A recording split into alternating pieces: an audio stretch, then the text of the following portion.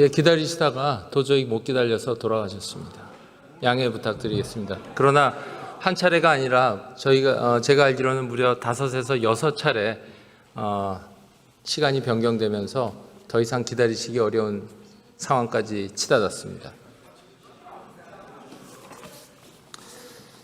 예, 저희 원내대표님하고 수석님이 상당히 어려운 처지까지 갔었습니다. 사항 설명드립니다. 예, 반대 토론 시작하겠습니다.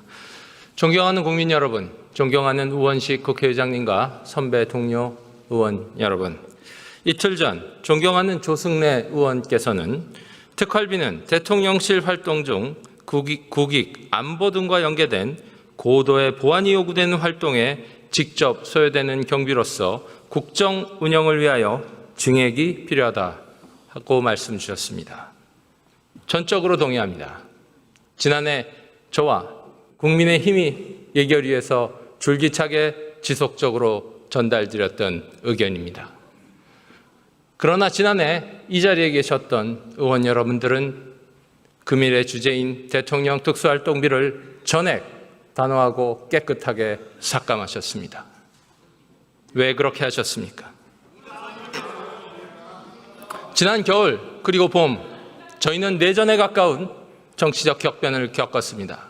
그 격변은 지난해 11월 29일 예산안 일방 삭감 이후에 터져나왔습니다. 그리고 그 예산안 일방 삭감 중에 핵심 항목이 바로 대통령 특수활동비입니다. 30여 차례 줄탄핵, 예산안 일방 삭감, 국정마비, 아마 이런 구호들을 들어보셨을 것입니다. 탄핵을 반대하며 거리로 쏟아져 나오셨던 국민들이 하셨던 반론할 기회가 충분히 있으니까요. 토론할 때는 토론을 들으시죠. 근본 대통령 특수활동비의 부활에 대해서 우리는 이 국민들에게 어떠한 설명을 할 수 있습니까? 어디에 쓰는지 모르는 특수활동비를 삭감한 것인데 이것 때문에 살림을 못하겠다고 하는 건 사실 좀 당황스러운 얘기이다. 지난해 12월 당시 이재명 당대표께서 하셨던 말씀입니다. 영수증도 내역도 소명도 없는 쌈짓돈이다. 지금 용산 대통령실 대변인이신 강유정 당시 원내 대변인께서 하셨던 말씀입니다. 탄핵을 찬성하셨던 많은 국민들께서는 아마 이 언급들을 믿으셨을 것입니다. 그럼 이제 우리는 이 국민들께 근본에 부활하는 대통령 특수활동비를 어떻게 설명해야겠습니까?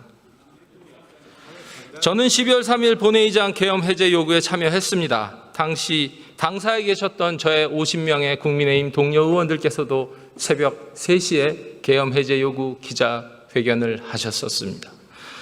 그렇지만 저와 국민의힘은 깊이 반성합니다. 결코 선택해서는 안 되는 수단을 당시 대통령이 선택했었기 때문입니다. 계엄 직후 저와 국민의힘은 헌법 절차의 폭주를 견제하고자 노력했습니다.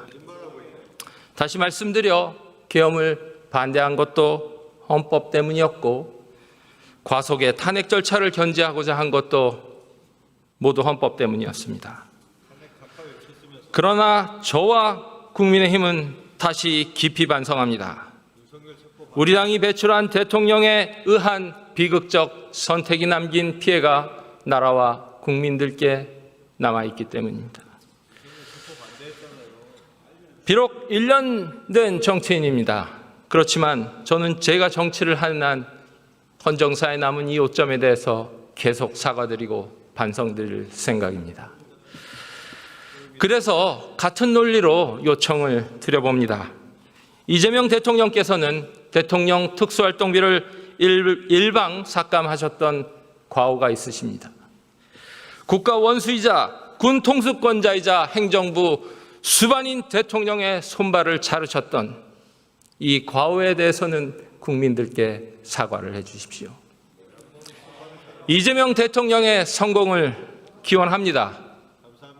대통령의 성공이 나라의 성공이고 국민들의 행복이라고 믿기 때문입니다. 그런데 성공하시려면 아마 특수활동비가 필요하실 겁니다. 41억 2,500만 원의 특수활동비를 확보하십시오. 그러나 국민들께 진정성 있는 사과는 부탁드립니다. 감사합니다.